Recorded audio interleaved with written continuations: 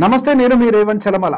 Welcome to social post market weekend review. So ఇది కేవలం market weekend review మాత్రమే కాదు, మనకిది ఒక మంత్ ఎండ్ రివ్యూ కూడా.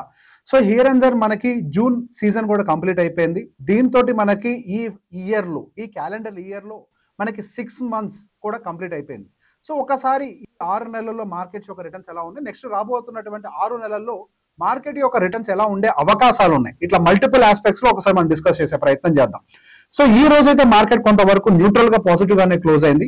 నిన్న మార్కెట్ లో ఒక మంచి బుల్ రన్ అయితే గమనించాం. సో నిన్నటి మార్కెట్ అనాలిసిస్ లోనే అనుకున్నాము, అంతటి బుల్ రన్ పర్టికులర్ గా హెచ్డిఎఫ్సి బ్యాంక్ అండ్ దాంతో పాటుగా మనకి రిలయన్స్ ఇట్లాంటి హెవీ వెయిట్స్ నుంచి వచ్చింది అని అంటే డెఫినెట్ గా ఎఫ్ఐఎస్ సాలిడ్ గా బై సైడ్ ఉండుంటారు అని. మేబీ నిన్న కొంత ఏమైనా బ్లాక్ డీల్స్ కూడా ఏమైనా జరుగుండొచ్చేమో, కానీ ఓవరాల్ గా అయితే 12,500 crores వరకు కూడా నిన్న బ్లాక్ డీల్ మేబీ ఒక బయింగ్ ఎఫ్ఐఎస్ సైడ్ నుంచి అయితే కనిపించింది. సో ఈ పాజిటివ్నెస్ తోటి ఈ రోజు కూడా డెఫినెట్ గా మనకి మార్కెట్ లో కొంత అప్సైడ్ ఉంటుంది అనుకున్నాము. అనుకున్నట్టుగానే ఒక స్లైట్ మూవ్మెంట్ అప్సైడ్ అయితే కనిపించింది. సో నిన్న మార్కెట్ లో మనం అనుకున్నప్పుడే ఒక రెసిస్టెన్స్ జోన్ కూడా ఉంది. పర్టికులర్ గా 25,700 to 25,800 వరకు కూడా ఒక 100 నుంచి 150 పాయింట్ల రేంజ్ లో ఒక రెసిస్టెన్స్ కూడా వచ్చే అవకాశాలు ఉన్నాయి. అది మనకు మల్టిపుల్ టెక్నికల్ అనాలిసిస్ ప్రకారం కూడా మనకు అక్కడ రెసిస్టెన్స్ అయితే కనపడుతున్నాయి అని చెప్పేసి మాట్లాడుకున్నాం.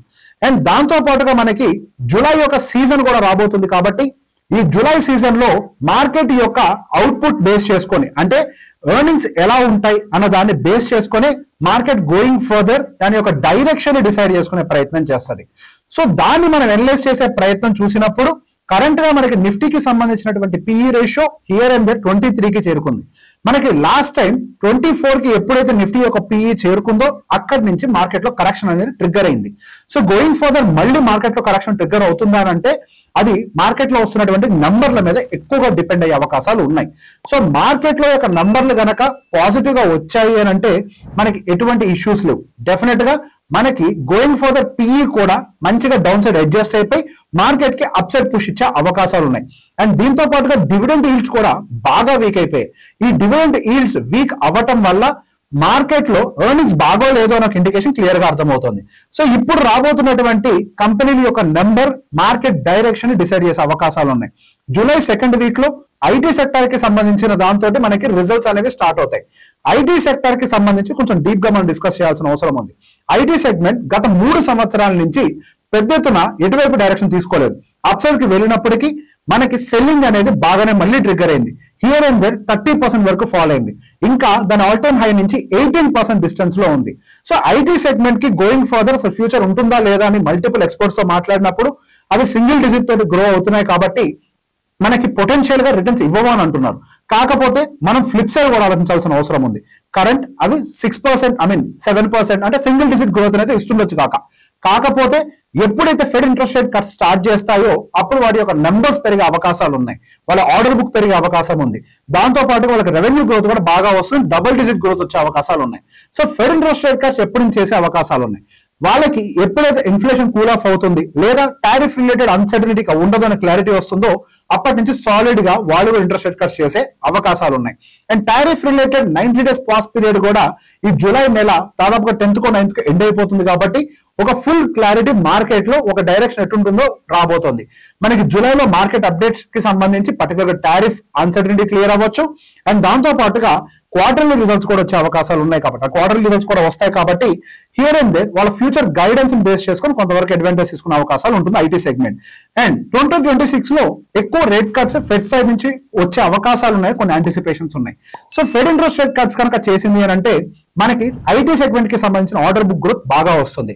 ఎప్పుడైతే వడ్డీ రేట్లు తగ్గుతాయో ఆటోమేటిక్ గా రీసెర్చ్ అండ్ టెక్నాలజీ మీద ఇన్వెస్ట్మెంట్స్ పెరుగుతాయి. మనకు మంచి సర్వీస్ ప్రొవైడింగ్ నేషన్ కాబట్టి IT segment point of view లో మనకు ఆర్డర్ బుక్ గ్రోత్ ఉండే అవకాశాలు ఉంటాయి.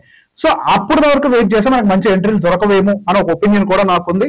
సో నేనైతే ఈ టైంలో ఐటీ సెగ్మెంట్ లో కొంత పాజిటివ్ గా తీసుకుంటే బెటర్ ఏమో నా పొజిషన్స్ అని నేను అనుకుంటున్నాను. అండ్ అఫ్ కోర్స్ మీరు ఇన్వెస్ట్మెంట్ చేసేటప్పుడు మీ పర్సనల్ ఇన్వెస్ట్మెంట్ అడ్వైజర్ యొక్క సలహా తీసుకునే చేయాలి. అండ్ దాంతో పాటుగా నెక్స్ట్ మనకు కొంతవరకు ఎఫ్ఎంసీజీ అండ్ కన్సంప్షన్ రిలేటెడ్ కొద్దిగా అండర్ పర్ఫార్మెన్స్ ఇంకా కనపడుతుంది. మనకి బడ్జెట్ సమావేశాలు జరిగిన తర్వాత నుంచి ఎఫ్ఎంసీజీ అండ్ కన్సంప్షన్ ఇవన్నీ కూడా బాగా డ్రైవ్ చేస్తాయని ఒక యాంటిసిపేషన్ ఉండేది. కాకపోతే మనకి దాని ఫ్లిప్ సైడ్ మార్కెట్ లో ఎఫ్ఎంసీజీ ఇంకా 20% డిప్ లో ఉంది. కన్సంప్షన్ థీమ్ ఓవరాల్ గా 9 to 10% ఇంకా డిప్ లోనే ఉంది. దానికి గల కారణాలు మనకి మేబీ గోయింగ్ ఫర్దర్ మనకి ఒక టెస్టింగ్ పీరియడ్ జరగబోతుంది. మనకి రేపు రాబోయేటువంటి పర్టికులర్ గా మనకి ఫెస్టివ్ సీజన్ ఏదైతే రాబోతుందో అదొక పెద్ద టెస్టింగ్ జరగబోతోంది కన్సంప్షన్ అండ్ ఎఫ్ఎంసీజీ మొత్తానికి కూడా. కన్సంప్షన్ అని బ్రాడర్ పిక్చర్ లో మాట్లాడుకుందాం. ఒకవేళ ఈ ఫెస్టివ్ సీజన్ లో కనుక సేల్స్ బూస్ట్ కాలేదు అని అంటే బ్రాడర్ ఇండియన్ ఎకనామిక్ పిక్చర్ లోనే ఏదో ఇష్యూ ఉంది అని చెప్పి ఐడెంటిఫై అయిపోతుంది. అలా కాకుండా మనకు కనుక కన్సంప్షన్ బూస్ట్ అయింది, సేల్స్ పెరిగాయి అని అంటే మాత్రం మనకి కన్సంప్షన్ కానీ ఎఫ్ఎంసీజీ కానీ పర్ఫెక్ట్ గా రన్ అయ్యే అవకాశాలు ఉన్నాయి. పోయిన 2024 సంవత్సరంలో FMCG segment one of the under performer గా నిలబడింది. అన్ని సెగ్మెంట్స్ పాజిటివ్ గా ఉంటే ఎఫ్ఎంసీజీ మాత్రం నెగిటివ్ గా ఉంది. ఈ సంవత్సరం మనకి మాన్సూన్స్ పాజిటివ్ గా కనపడుతున్నాయి. గత 2-3 సంవత్సరాల్లో మాన్సూన్స్ ఇంపాక్ట్ ఎఫ్ఎంసీజీ మీద బాగా పడింది. కానీ ఇప్పుడు మాన్సూన్స్ పాజిటివ్ గా ఉండటం, ఇన్ఫ్లేషన్ కూల్ ఆఫ్ అవ్వటం, ఇదంతా కూడా మనకి ఎఫ్ఎంసీజీ సెగ్మెంట్ కి మంచి బూస్ట్ ఇచ్చే అవకాశాలు ఉన్నాయి. కాకపోతే మనకి ఇక్కడ కన్సంప్షన్ థీమ్ బూస్ట్ అవుతుందా లేదా, జనాల యొక్క స్పెండింగ్ పెరుగుతుందా లేదా, ఒకవేళ జనాలు గనక స్పెండింగ్ ని పెంచట్లేదు అని అంటే ఇండియన్ స్ట్రక్చర్ లోనే ఏదో ప్రాబ్లం ఉందని ఐడెంటిఫై అవుతుంది. అది పెద్ద ప్రాబ్లం గా కూడా ముందు ముందు కొనసాగే అవకాశాలు ఉంటాయి. సో ఒక టెస్టింగ్ పీరియడ్ లో మనం ఉన్నాం కాబట్టి ఇటువంటి ఒక పీరియడ్ లో పెద్ద ఎత్తున బుల్ డౌన్ అనేది మార్కెట్ లో యాంటిసిపేట్ చేయడం అనేది సహజంగా మనకు కుదరదు. సో గోయింగ్ ఫర్దర్ మన కంపెనీలు పోస్ట్ చేసినటువంటి నెంబర్స్ అండ్ గైడెన్స్ ఈ జూలై మంత్ ఒక కీ రోల్ గా ప్లే చేస్తూ మార్కెట్ యొక్క మూమెంటం ని ఎక్కువగా డిసైడ్ చేసే అవకాశాలు ఉన్నాయి. అండ్ దాంతో పాటుగా మనం ఓపెన్ ఇంట్రెస్ట్ అనాలిసిస్ కూడా చేస్తూ ఉంటాం. Even as per open interest analysis ప్రకారం కూడా మనకి హియర్ అండ్ దేర్ 26,000 దగ్గర స్ట్రాంగ్ గా పుట్ రేటర్స్ యొక్క సపోర్ట్ అయితే బిల్డ్ అవుతుంది. అంటే పుట్ రేటర్స్ అక్కడ స్ట్రాంగ్ గా నుంచుంటున్నారు. పుట్ రేటర్స్ ఎప్పుడైతే స్ట్రాంగ్ ఒక దగ్గర నుంచుంటున్నారు అంటే రెసిస్టెన్స్ గా యాక్ట్ అయ్యే అవకాశం ఉంది. So traders point of view లో కూడా ఒక రెసిస్టెన్స్ గా ఉంటుంది. దాంతో పాటుగా మనకి ఆ పర్టికులర్ గా PE and PB and dividend deals ఇవన్నీ కూడా పీబీ కొద్దిగా ఫేర్ గా ఉండొచ్చు కాక earnings per share, PE and dividend deal ఈ మూడింటిలో కొంత డీవియేషన్ ఉంది. ఎర్నింగ్స్ కనుక బాగున్నట్లయితే ఆ రెసిస్టెన్స్ ని బ్రేక్ చేసే అవకాశాలు ఎక్కువగా ఉంటాయి. మార్కెట్ లో ఎప్పుడైనా ఒక రెసిస్టెన్స్ ని బ్రేక్ చేయకుండా అయితే ముందరికి వెళ్తే కదా, గతంలో ఎన్నో రెసిస్టెన్స్ ని బ్రేక్ చేసింది. ఒకవేళ ఎర్నింగ్స్ కనుక బాగున్నాయి అని అంటే ఇక్కడ ఉన్నటువంటి రెసిస్టెన్స్ ని కూడా బ్రేక్ చేసుకుంటూ మార్కెట్ ముందరికి వెళ్లే ప్రయత్నం అయితే ఖచ్చితంగా చేస్తుంది. సో ఇన్ బిట్వీన్ మనం చేయాల్సిన ఆస్పెక్ట్ ఏంటి, ఇన్వెస్టర్స్ ఎవరైతే ఇప్పుడు లంసమ్ లో పెడుతూ ఉంటారో వాళ్ళకి మాత్రం కొంతవరకు ఆ జాగ్రత్తగా చూసుకోవాల్సిన అవసరం ఉంది. మేబీ వాళ్ళు ఏదైనా బాండ్స్ లో పెట్టుకొని సిస్టమాటిక్ ట్రాన్స్ఫర్ ప్లాన్ పద్ధతిలో వాళ్ళు బయింగ్ కనుక ఈక్విటీలో చేసుకోగలిగితే డౌన్ సైడ్ రిస్క్ ఏదైనా ఉన్నా కానీ యావరేజ్ జరిగే అవకాశాలు ఉంటాయి. యాజ్ ఆఫ్ నో మనకి ఎస్ఐపికి పర్ఫెక్ట్ టైం అని చెప్పుకోవాలి.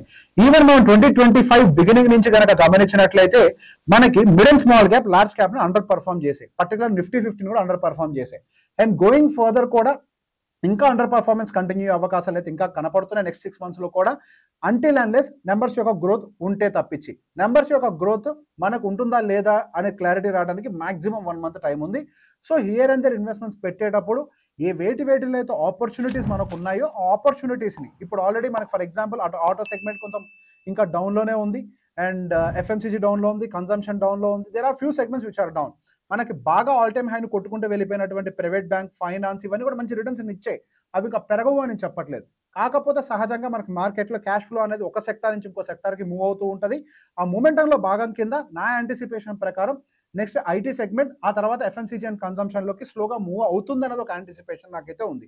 సో గోయింగ్ ఫర్దర్ మార్కెట్లో అయితే నెగిటివిటీ అయితే తగ్గిపోతుంది, కొంతవరకు పాజిటివ్ ఆస్పెక్ట్ అయితే బిల్డ్ అవ్వడానికి మంచి ఛాన్సెస్ కనపడుతున్నాయి. నెగిటివ్ ఇష్యూస్ ఏవైతే ఉన్నాయో పర్టికులర్ వార్ రిలేటెడ్ అన్సర్టనిటీస్ కావచ్చు, టారిఫ్ రిలేటెడ్ అన్సర్టనిటీస్ కావచ్చు, ఇవన్నీ కూడా కూల్ ఆఫ్ అయిపోతున్నాయి. కాబట్టి మార్కెట్లో ఒక కొత్త పాజిటివ్నెస్ అంటే ఎర్నింగ్స్ బాగుంటేనే, ఇది ఒక్క రూలే గుర్తుపెట్టుకొని ఎర్నింగ్స్ బాగుంటే మాత్రం నెగిటివ్ న్యూస్ ఇంకా మార్కెట్లో అయితే ఏమీ లేవు. మార్కెట్ ఇక్కడ స్టేబుల్ అయ్యే అవకాశాలు ఉన్నాయి. ఒకవేళ ఎర్నింగ్స్ బాగోకపోయినా డీపర్ కరెక్షన్స్ అయితే వచ్చే అవకాశం నాకు కనిపించట్లేదు. హియర్ అండ్ దర్ మనకి 24,000 or 23,500 will be the dip. ఒకవేళ పడ్డా అంతకుమించి రాదు నేను అనుకుంటున్నాను. సో అట్లా అని చెప్పేసి మనం ఇప్పుడు మార్కెట్ పాజిటివ్గా ఉందని చెప్పేసి లంసమ్ ఇన్వెస్ట్ చేయకండి. ఎస్టీపీ మెథడ్లో చేసుకుంటే వెళ్తే కనుక మనకి బెటర్ రిటర్న్స్ వచ్చే అవకాశాలు ఉన్నాయి. ఈ వీడియో కనుక మీకు నచ్చినట్లయితే మీ స్టాక్ మార్కెట్ ఫ్రెండ్స్ అందరికీ షేర్ చేయండి. Thank you very much.